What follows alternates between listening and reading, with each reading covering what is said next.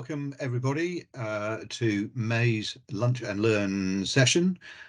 Today I'm joined by Senior Consultant Shilen Khimani, who's going to take us through the latest and greatest opportunities to use customer insights to drive personalisation. So as we are competing more and more for our customers' spend, the opportunity and ability to have targeted messaged communications to our customers becomes ever more important. So I would like now to hand over to Shilen, who will give a presentation on personalisation and customer insights. Thank you, Shilen. Thanks, Steve. Hi, everyone. Hope everyone is ready for the presentation. What I'm going to be walking you through, as Steve mentioned, is personalizing the customer experience with customer insights and D365 marketing. So first off, I wanted to do sort of the set the scene on why is this now important and ever more important in sort of today's world. So as we've all experienced in the past few years, the world has changed a lot. So we've gone through all sorts. At the moment, the market is very volatile. We've got things like the cost of living. We've got the impacts of the lockdowns and the COVID era. So it's now also impacting how businesses operate with fewer people. So it's almost like they have to now try and do more with less people, which makes things quite difficult when your strategies are sort of essentially not in place. Now, this also impacts when it comes to customers and technology and the customers' expectations. So when we look at our customers, and the way we engage with customers, the pace of this area has just rapidly changed and it's been staggering, and it's not going to go back to where it used to be. So when we look at their customer experience, they're judging us by the best experience that they've had, not the most common one. There's so many different competitors out there where they can easily switch to another brand if they've had a better experience there. So it's making businesses think about how they can increase the loyalty, because it's much more trickier than ever.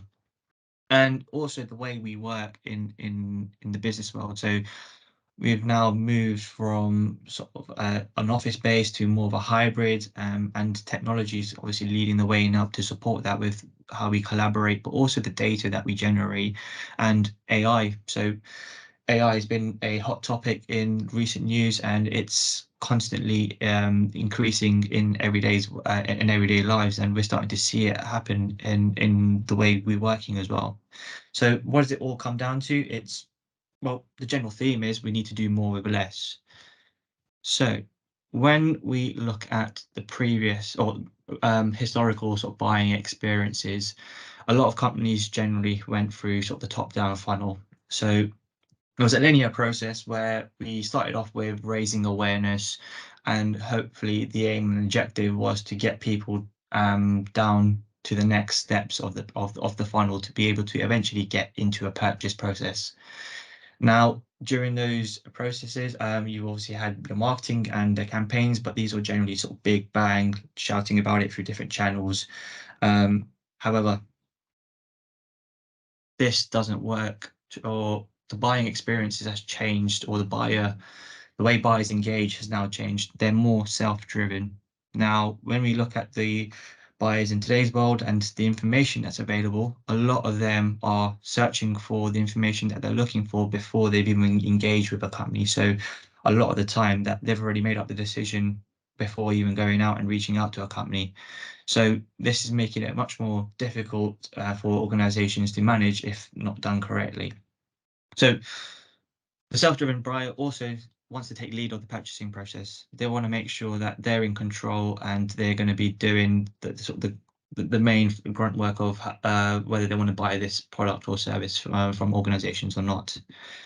So what does this look like from the funnels perspective? So on the left, we saw sort of the traditional way of how customers fed down the funnel through the top awareness right through to purchase. But as we all know now, as buyers are making their own processes, it means that they can come through the funnel at any point, and the funnel is also flipped in many different ways. So it makes it much more, well, when it comes to starting off the marketing and continuing on to sales, we need to be a bit more fluid between the two, and technology is going to be the sort of the key pillars to help enable that.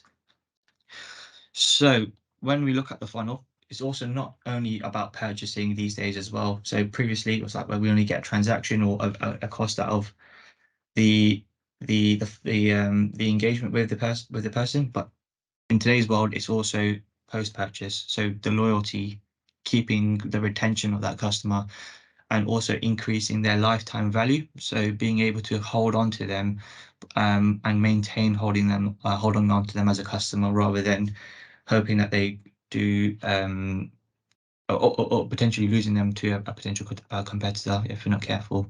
So what do we need to do in order to solve these sort of difficulties or problems that we're facing? Well, first one is sort of really obvious. It's understanding the customer. So the customer provides us with a lot of information, and by doing so, they expect us to not only have this information to hand, but also be able to use this information to be able to drive how we want to engage with them. So at the moment, data is kept in different systems. We want to be able to bring it all together to really understand who our customers are. Now, to understand the data itself, it's not enough. So you can bring it all together and make use, understand of it. But if you're not actioning it based upon what you've understood, then there's no point collecting it in the first place. So personalizing the data and understanding of the data is going to be ever more important, because the customer is going to be relying on you to be able to reflect on the messages that they want to receive based upon the information that they provide to you. And it's also being able to connect the customer's knowledge across different departments. It's not just a sales or marketing thing. It's also any other touch points or any other departments that engage with the customer, whether it's services or field services, in-store experiences. And then it's also about leveraging data and AI powered solutions. So not only do we need to start looking at how we can automate some stuff, but also look at how AI can help automate key decisions in the way we message our customers. So being able to be much more agile in the way we're messaging the customers through different channels. So if we then start to look at the customer data points, so demographic data we may collect about our customers, so that might be kept across multiple systems or in a single system. Behavioral data, for instance, when they're logging onto the website or posting on social media, all of those bits of data we can potentially get from systems that we're using in-house. Transactional data, again, are they making purchases or are they signing up to events? These are another sets of data that we can start to capture and bring together. And then proprietary data as well. So things like brand affinities, search signals, all of these, again, feeds into customer data points. Now, with all of this potential customer data available to us, whether they're in separate systems or not being collected at the moment, but looking to be collected, how do we then actually make use of it? And how do we all bring it together?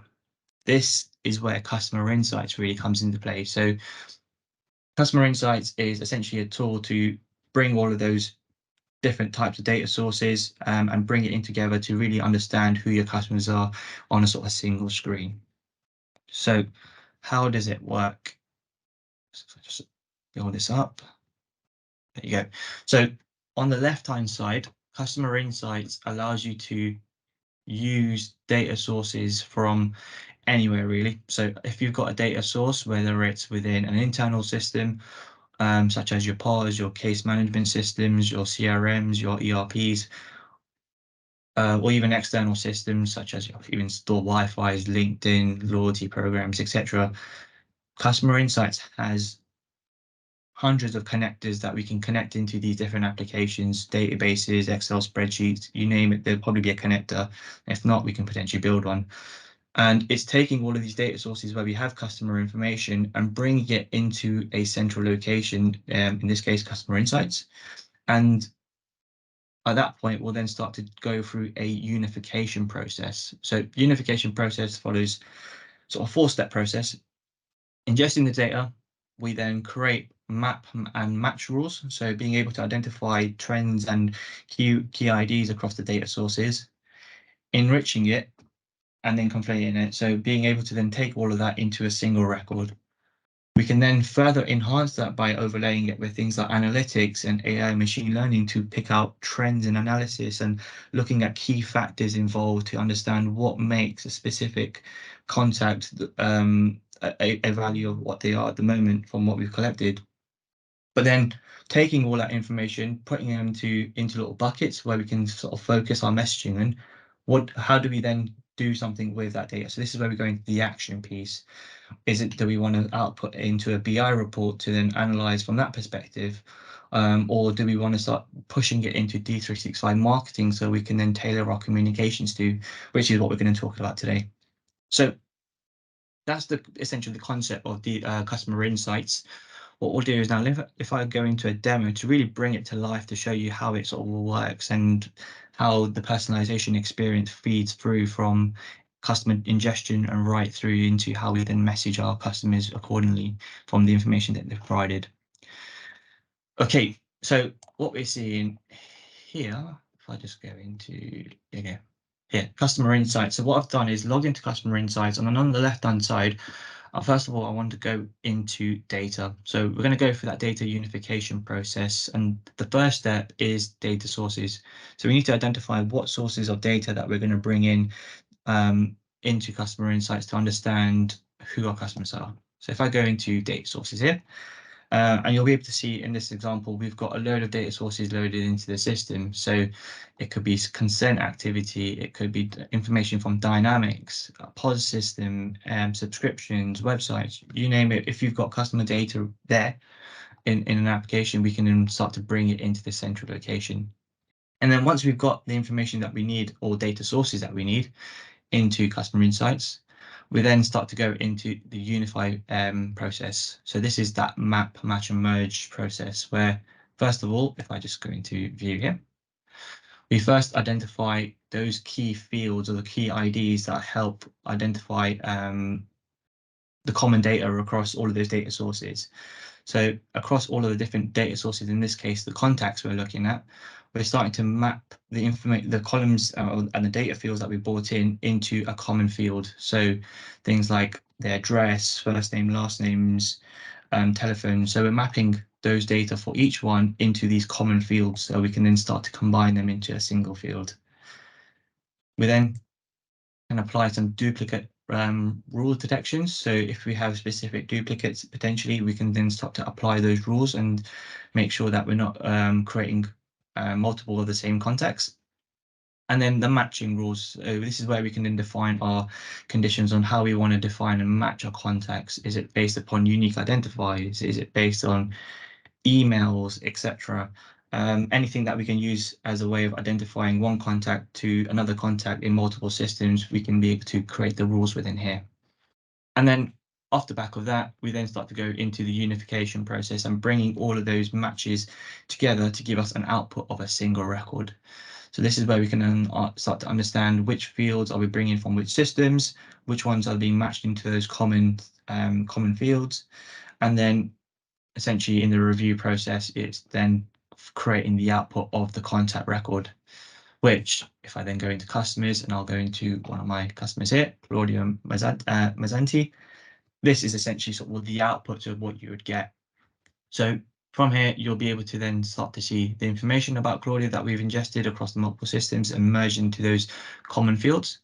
We can then also then start to see things like activity data that we can then use as part of our ingestion. So looking at all of those different activity touch points that she's had with us over a period of time. It's whether it's creating cases within the customer service desk, whether it's marketing emails we've sent out to her, has she made any online purchases or in-store purchases, has she left any product reviews or any subscription that she signed up to. So this is then starting to give us that timeline across all the different sources of data that we're bringing in to really sort of understand, right, how is Claudia interacting with us? Now, using this information, we can also then start to look at creating measures and KPIs against her contact record. So starting to understand, right, where does she sit within us and how she engages with us. So the lifetime value of her, of her, how much is she actually spending with us? Is she an important customer that I need to manage and keep an eye on and maintain my relationship with her, because she brings a lot of money into us, and she spends a lot of money with us. Things like churn scores are we starting to see trends and dips in the behavior patterns? Are they dropping off? If so, do we need to then do something about it to regain the interest and the engagement back with her? So all of these different KPIs and metrics will then start to give us an idea of how she's interacting with us. And then these can be surfaced through different channels. It could be surfaced through a Power App within an in-store clerk's experience. It could be done in D365 where you look at the contact record. But the information here is available, so you're not having to integrate data into these applications, whereas Customer Insights is doing that for you. So once we've got that in place, so we're looking at a single contact record at this point, but this is where we can then start to look at AI and insights to then really start to understand how Claudia matches against other contacts in who may have similar profiles as her. So this is where we can then start to look at, let's say, segments. Now, segments are essentially a group of contacts that we've defined a specific condition against. So this is where we can then start to personalize who we want to target based upon a specific parameter or multiple parameters. It may be that we want to look at all of our high churn customers and we want to do specific marketing to them. It may be the customers who have signed up to newsletters, or even the high customer lifetime value customers. We want to do something very specific to them. So by putting them into these little buckets, we can then start to group them and tailor our marketing messages accordingly. Now, what Customer Insights also does is not only allow you to create these segments, but you can also then start to see suggested segments that the system might provide. So looking at trends of how people are buying or the activities that are being fed in to then give you suggested segments where you may want to then go ahead and create these and have a tailored campaign against. But also looking at predictions as well. So this is using AI models to predict the behavior of someone. So if I look at my customer lifetime value prediction and look at the AI model based upon that, here I can then start to see what are those influential factors that meet or allow someone to be within sort of this bucket of a lifetime customer. And in this case, the most influential factor is the transactional value that those customers are sending. So the goals or the objectives of my marketing campaigns can be based and orientated around what the influential factors are to get most people within this bucket, because they're the ones that are going to be continuously buying and spending a lot of money with. So once these models are in place, we can create those segments either through the models that we're happier with, or create our own models or segments. But essentially, at this point, what we'll do is then use those targeted groups, and then the way Customer Insights connects into Dynamics Marketing is those segments can be fed into the marketing segments in D365 Marketing. So what we're looking at here is we're now in the D365 Marketing, and we've got our high customer lifetime value segments available to us. So we've already got a specific group of targeted contacts that we can then orchestrate our marketing messages to. Now, this is where we can then start to use things like emails. So when we're starting to design emails, we can also then provide personalization into here as well. Things like personalization tags into the body of the email. So using attribute data that we've got against the contact record and personalizing the content according. So in this case, if, for instance, a customer received this email, further down, I've got a variation or conditional content within the email. So if someone who's signed up to a rewards customer scheme will receive this email. However, if someone who isn't and is not signed up to a rewards or loyalty scheme or such, they will then receive this email. Now it's one email, but we're providing conditional logic in place based upon what we know about the customer. So if they have signed up to the rewards or loyalty scheme, we don't need to send them another email about this. Whereas if someone isn't, then we may want to drive interest in getting them signed up to that as well. So again, based upon the content that we know about contacts, tailoring the marketing message to them as well. And also looking at how we can then test and view the marketing email as a persona and such. So in this case, Alex Baker is one of my test contacts.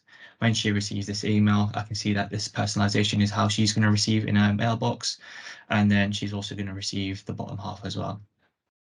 Now, This is where we can then design the email then dynamics, but also when we start to then orchestrate this for a journey, this is where we can then start to understand or drive how we want to take the customer down through a specific journey and the output of what we're trying to achieve.